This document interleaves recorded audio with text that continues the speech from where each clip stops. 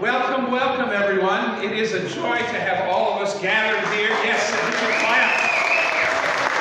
it is a joy to be here in Riverside Presbyterian Church, and because this is a special day, it's the fifth Sunday, and I've got Linda going to say a word about that. We're extremely happy to have Compassion United Methodist Church with us. Yes, shout out to them. And Ascension Lutheran Church.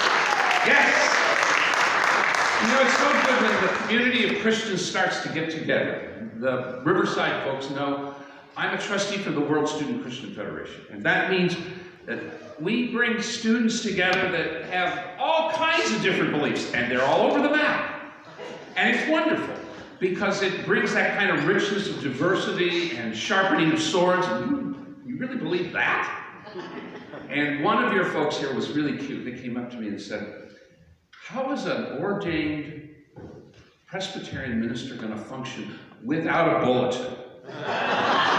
And we can do it. We can do it because we've got the Methodists that are here, and the Lutherans, and some other crazy folks like me. And it's just a joy to have a sense that the Church United is stronger than the little Presbyterians that we are, or the little United Methodists, or the Lutherans. We're stronger together. And you're going to do that today for the refugee work, and we're so glad that Zachary's here to help us and bring the word. And yes, we should clap for Zachary. He's a Fulbright and was in Ukraine. So there's a real story that I want to have him come to talk on campus. But you have joined a community that is intentionally thinking about how do we go in and go out, journey in, journey out, and take care of the world. Come on in. Enjoy the joys of faith. Find the depth of richness in the Christian tradition, and then start to look at the other traditions, because we're celebrating Chinese New Year. And we bring together that with the pain and the difficulties. This week has been a hard week. There's a lot of things that we're going to pray about. But it's in this context of faith that purpose, meaning, direction, hope starts to take shape. And then we can lean into each other and cry and laugh. There's a great line, and I'll shut up. There's a great line in the 3rd century by Irenaeus. The glory of God is a human being fully alive. Fully alive. The fullness of what God has intended. And that fullness is on the 5th Sunday. Linda, can you offer our word on what the 5th Sunday is for this community? Sure, I can. So 5th Sunday is an idea that I stole from a UCC pastor that's a friend of both Scott's and mine. And the idea is whenever there's a 5th Sunday, instead of traditional worship, we worship through work. So we're going to have a really brief service this morning, after which you are all invited to come downstairs to the social hall, have some coffee, have some juice, have some donuts, and get to work helping to prepare things for tonight's taco dinner. So we need some setup help, some table moving, some chopping of some vegetables, some putting of chickens into some crock pots, some browning of ground beef, and decor. And then our next 5th Sunday in April will look like it looks. We haven't yet planned that one. But we're excited that this is an ecumenical effort between these 3 churches, and we are delighted to be hosting 5th Sunday today. Wonderful. Thank you, Linda. So I hope you all got the taco gathering. Make sure you have that. There are a number of things in the bulletin that is on the screen, and it is in that sense of joy, of gathering together, and of thinking, and of becoming what God wants, that I invite those who are able to please stand, and let us pass the peace to one another. Peace be with you all.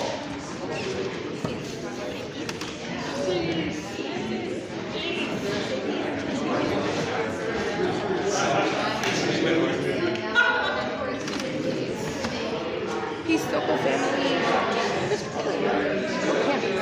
No, just stop.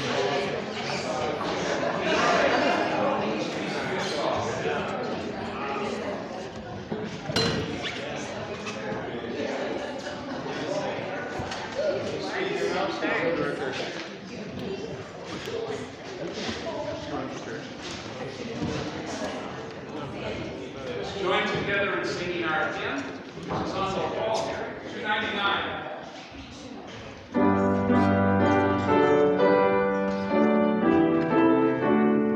Those who wish to stand, please.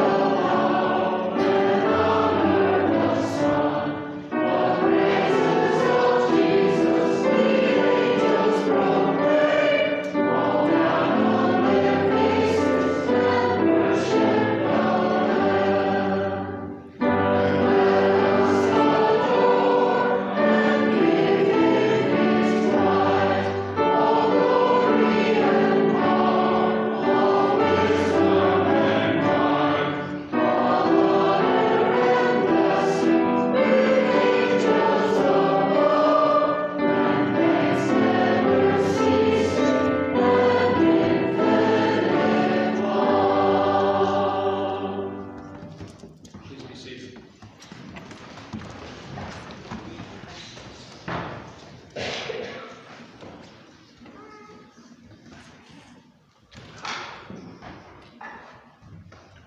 Good morning, everyone. Good morning. It is an absolute pleasure to be here with you all today. Thank you for inviting me, and thank you so much, Linda, for putting this together and inviting me here. My name is Zachary Viterko. I work for Refugee One. Before I talk a little bit about the work of what Refugee One does, I'll tell you a little bit about myself. I grew up here in the Chicago suburbs to a very Ukrainian family. So everything going around in the world right now is hit very close to home. But I grew up in the area, grew up speaking Ukrainian, and I attended Marquette University up in Milwaukee. And while there, I really felt the call to do something beyond myself. At this time, in 2014, a war had started in Ukraine. Crimea had been annexed. And I went over to help teach English to displaced Ukrainian youth. It was essentially a summer camp. And I really found that this was work that I genuinely enjoyed. And eventually, after college, I got a Fulbright scholarship to teach English in Ukraine. And it was one of the best experiences of my life. I ended up being a journalist as well after that for a year there, before coming back during COVID-19. And that's when I found my way to Refugee One. When the war broke out on February 24th, this past year, I went back to Ukraine and I saw the plight of refugees. And once my time there was done, I said, I have to do something for the refugees coming here to the United States. And that's where Refugee One comes in. We are, or I should say Refugee One is, Chicago's largest refugee resettlement agency. And I love to start these kind of talks about the work that we do with a question. Have you ever moved to a new place? And this is just for you all to think about, to ponder. What did it feel like to be here? What was the most challenging part? Who were your first friends? This last question for me is especially powerful, because when I think about the times I've had to move in my life, my first friends were often the people who welcomed me with open arms, who said, come, join us. Let me show you what our community is all about. And that is what Refugee One really strives to do with our work here in Chicago through our programs, through volunteers, and through co-sponsorships. So, a little bit about our mission. We create opportunity for refugees fleeing war, terror, and persecution to build new lives of safety, dignity, and self-reliance. What does that look like? And what does that look like around the world? So before we can go into that, we have to kind of take a general overview of what is going on in the world today. And who is a refugee? According to the UN Refugee Agency, a refugee is a person who is outside their country and cannot return due to well-founded fear of persecution. This is because of their race, religion, nationality, political opinion, or membership in a particular group. So a wide range of things, but for one reason or another, they've been forced to flee their home. Not by choice, but due to some sort of circumstance. Mommy? So, around the world, we have about 89.3 forcibly displaced persons. This number is growing. That's as of 2021. That doesn't include, or that's at the end of 2020, beginning of 2021. So this doesn't include the multitudes of refugees we've seen from places like Ukraine. Next slide, please. And that raises the question, where are all these refugees coming from? Well, at Refugee One, we've served refugees from about 64 different countries. From Sudan, Congo, to Syria, Burma, Thailand, all over the world. Especially these days, we've been seeing a huge number of refugees from Afghanistan, ever since the fall of Kabul, and from Ukraine. And so, with so many people displaced, at 89.3 million people, what solutions exist for refugees? Well, sometimes the situation kind of works out in their home country and they find the ability to go home. In fact, we see a lot of refugees, a lot of Ukrainians, in fact, from my own personal experiences, I know will leave, and they've left when the war started, and then they return home maybe after a few months because they found that it was not as serious in where they were living. And that's one solution for refugees. The second is to remain in a country of refuge. Some people can't go home. Some people flee Afghanistan, for example, and end up in Turkey. We had a coworker, he still works with us actually, Mustafa, and he spent about most of his childhood in Turkey. And he would have stayed there had it not been for the third option, which is resettlement. Now, resettlement is only about 1% of all the refugees in the world. And that's the work that Refugee One does, is refugee resettlement. What does that look like? Well, it begins with a flight. So you have to first flee your country to escape violence, persecution, whatever it is that is forcing you to leave. Then you have to apply for an application for refugee status with the UN. So it's a very specific application process. Then you're referred. This is where that 1% number comes in. Some people then finally move on to stage 4, which is screening, which is one of the most intense processes of anyone entering the United States. It usually takes months on it. Tons of background checks, medical checks, all things like that. And then finally, maybe after 5 years, maybe after 10 years, in the worst cases, after 20 years, you can be approved. Then you're referred to one of 9 national agencies who in turn assign it to local affiliates. That would be Refugee One. So we are the local affiliate for Church World Service, which is our national organization here in Chicago.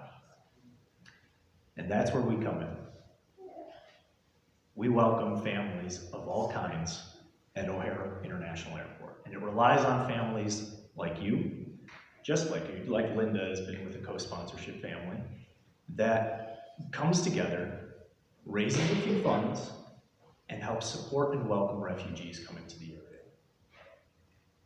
Refugee One has resettled more than 18,000 refugees since 1982. These are just a couple of fast facts.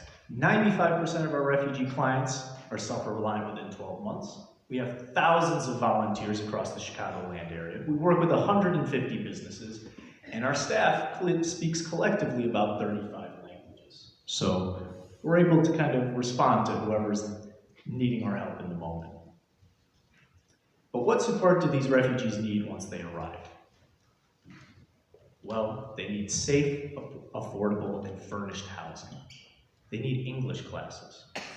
They need to be able to integrate into the community, to be welcome, to find work. And we help them with that through employment support. We also provide them health care, including mental health care, youth services and academic support, immigration assistance, and then, of course, the important things that really make it feel like home. Friendship, social connections, navigating everything from learning how to use public transport in the area, to paying rent, managing finances, navigating new school and healthcare systems, and so much more. To date, Refugee One has helped about 2,500 Ukrainians. So Chicago has become the second largest city in the US for Ukrainian refugees. We've seen immense amounts, about 27,000.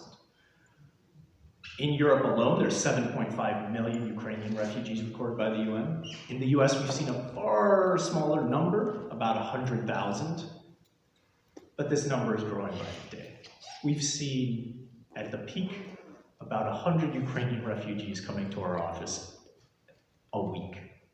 It's quite a lot. We've expanded our staff to kind of accommodate this influx. We've gone from a small organization of about 35 people to over 80 employees now. A lot of this is due to one big program that was launched in the US. This is just a little background information, and that's the Uniting for Ukraine program. This was launched by the Biden administration in April, and it has seen a huge amount of Ukrainians moving to the area. So maybe you'll hear them in grocery stores, maybe you'll see them around. I'm sure you've all have seen the flags throughout Chicago. We have become the second largest place for Ukrainian refugees. But Ukrainians are not the only ones who are one of our biggest populations that we serve. The second largest population to date has been Afghans. Ever since the fall of Kabul in 2001, we have seen a huge amount, not as large as the Ukrainians, but over 600 Afghan refugees. And they have been particularly affected by coming here and needing to be welcomed into a community. Next slide, please. So, what can you all do? I'm calling you here today to get involved, to take a stand for welcoming others into the community. It doesn't take a lot. You can either get a group of friends together and co-sponsor a family. What does this mean? This is about a 6-month commitment where you walk alongside a refugee family from the moment they land here in Chicago to about the end of that 6-month period where they can start becoming self-reliant. And you help them with the simple things, setting up an apartment, making it feel like home, acting as a point of contact, welcoming them to the community, introducing them to great people like yourselves, and then the other things, how to use public transit. Maybe that's too grand of a commitment, maybe that seems a bit large, maybe you want to start a little smaller, and that's totally fine. We also have a multitude of volunteer opportunities. If you so feel, and I know it's the 5th Sunday, so if you want to sign up to volunteer, we have wonderful opportunities to tutor English, to be a young adult mentor, to also be an adult mentor. And these are essentially walking alongside one individual to help get them accustomed to life in the United States. Tutoring, that's well, teaching English. You can always help out with that. And we do have a youth program. So anyone who's 17 years or older can join and help out with our youth program. This is after-school program where youth get involved in various activities, not only learning, but also just socializing, having fun, giving these children who've had to be moved from their home a chance to be kids again. I thank you all so much. I don't know if we have time for questions right now. I'm happy to, but if you have any questions, you can always email me. And if you're interested in volunteering, please email volunteer@refugeeone.org. You can also join up for our mailing list here. Feel free to scan the QR code, but I'm so glad to be here with you all today. And thank you for inviting me into your home. I greatly appreciate it.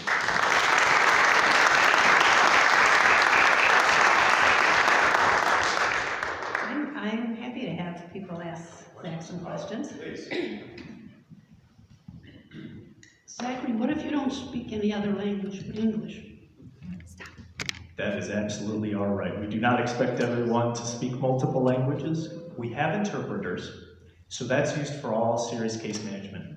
But in a lot of cases, co-sponsors, well, I think it's best told with a story. We have had one family who was Rohingya. In their culture, they don't have a written language. And they were paired with a community, a family group, that only spoke English, did not speak Rohingya. They grew an amazing relationship. And the way that Sarah once told me it went was they essentially created kind of like a hieroglyphic of emojis as a way to communicate. They would pull out their phone, sometimes use Google Translate, but sometimes they just use emojis, and that's how they would communicate. You kind of create your own language. It's a really beautiful process. It's difficult at times, but that's how close you get in this. To testify to how close they got, she, in fact, so this was Nurzan, was a lady from Burma. She was Rohingya. She arrived about 9 months pregnant. Very serious situation. And she asked Sarah, her co-sponsor, to be there with her during the delivery. She ended up cutting the umbilical cord because they had grown such a close relationship in a matter of weeks. So it might be difficult to communicate, but I trust in everyone's ability to kind of work through it. It's amazing how humans can communicate, even without a shared language. Sorry for a long answer. Yes, sir. The recent restrictions have been raised, I don't know if they're national or international, but the restrictions about personally sponsoring refugees. How does that affect your program, what you do? So that's the program being referred to by this gentleman is Welcome Corps, which you all may have heard of. It's a new way to privately sponsor refugees into the United States. Right now, we're actually still learning all about it. The federal government hasn't given a very clear answer, but in general terms, what we've understood is this will complement the work that we're doing. They'll provide more support to refugee resettlement services like us, while also clearing individual families to be personal sponsors. So it's kind of combining the work that we do with what a co-sponsor family does and welcoming and kind of helping along a refugee family. But right now, it has not affected our work. The numbers are, they're looking for about 10,000 US families to help 5,000 refugees. So nationwide, that's a fairly small number. You mentioned immigration services. Do you work with a particular legal services group in this area? We do not. We actually have an attorney in-house. So he recently joined our team about seven or 8 months ago. And we just had our first asylum case for an Afghan refugee. So if you come as a refugee from Afghanistan, you only have 2 years of status here. After that, it's kind of up in the air. Do they send you back to Afghanistan? Where do you go? Do you have to leave the country? Well, you can apply for asylum, and we did in fact have our first case accepted. We do citizenship applications. We do have an in-house attorney, so it makes everything a lot easier. I know occasionally Refugee One has had a call out for attorneys to come help for like a day where they invite the families who are here to all come on the same day and fill out paperwork together and things like that. So that's another volunteer opportunity if one is an attorney. If anyone's an attorney here, please feel free. Other questions? Do you? Oh, here, I'm coming in. Okay.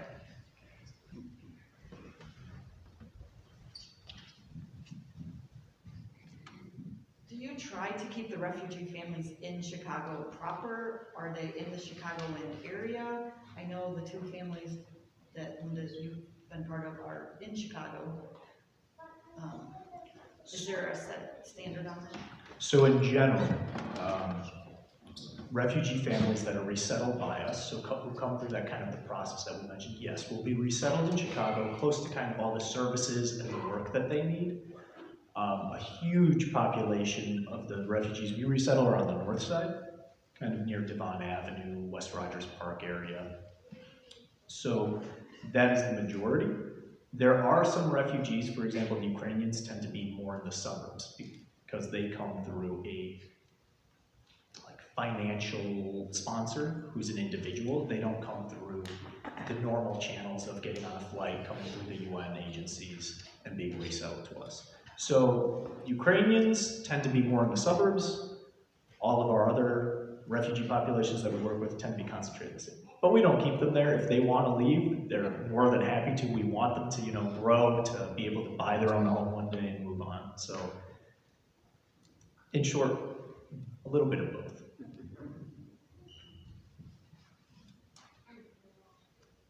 Well, if you come up with more questions, Stephen Tooney and John Hoagland can really talk to you about a lot of this, as can Doug, Asbury, and I. Doug and I are both mentors to the two families that are here now, so we can talk to you about this, especially about that. Thank you again, Zach. We really appreciate that you're here today. Thank you all.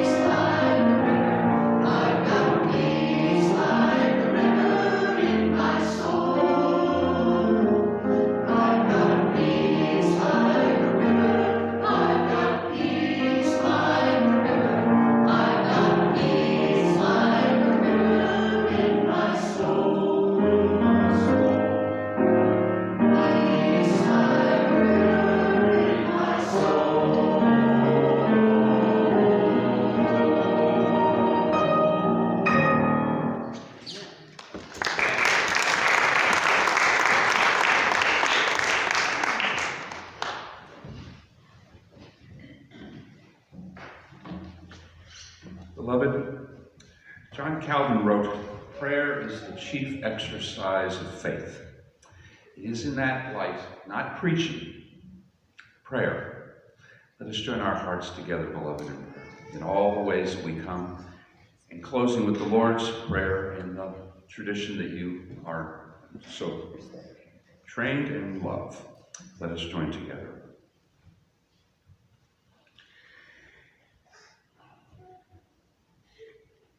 Center us down, Almighty and gracious God. Blessed are you, maker of all things.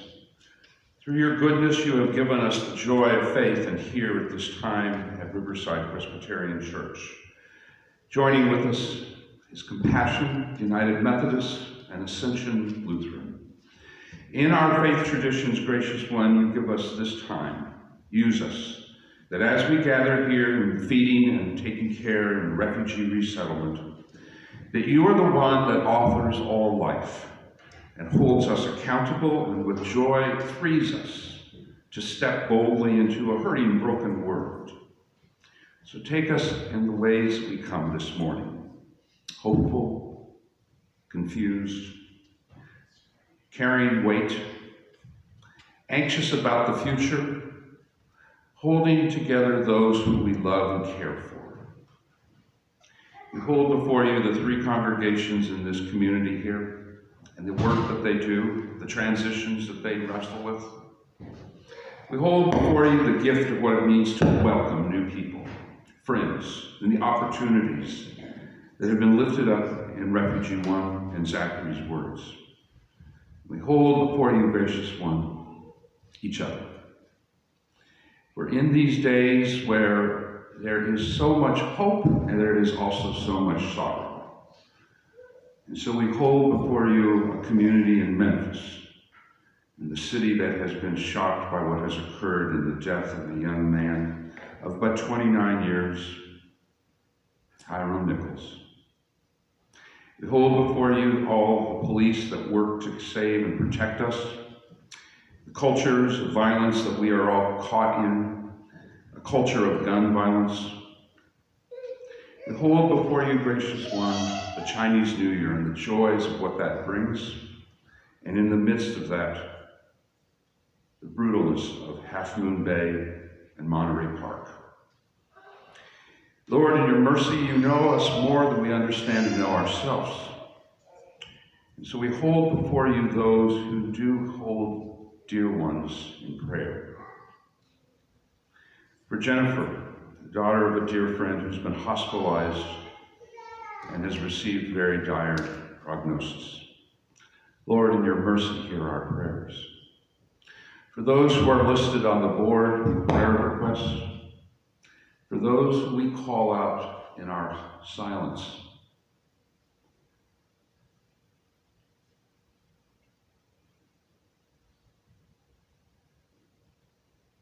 we hold before you, gracious one, young people who look to the future with questions about what they shall inherit. Give us grace to rectify brokenness that is ever abounding, and strengthen us that we might grow in faith through prayer, through study, through singing, through acts of hospitality, works of justice. We hold before you, gracious one, our governor, our mayor, our president. And in the midst of this nation, we hold before you, gracious one, the United Nations, and the call to peace. And even as we have heard today, the war-torn lands around the world, and especially Ukraine. Gracious one, you give us precious days that are numbered, and that we don't even understand the depth of that time. Grant us mindfulness, that in the ordering of our lives and the giving of time, talents, treasures, heart, and soul, that we might be known for our love, and that indeed peace might run like a river and carry us into the streets, that we might offer our hearts, our minds, our bodies. And so teach us to pray. Teach us to pray even the words that Jesus taught his disciples then, and he teaches and calls us to say together now, saying, Our Father, who art in heaven, hallowed be thy name. Thy kingdom come, thy will be done, on earth as it is in heaven. Give us this day our daily bread. Forgive us our debts, as we forgive those who sin against us. And lead us not into temptation, but deliver us from evil. For thine is the kingdom, and the power, and the glory forever. Amen. Let us join together in singing our next hymn.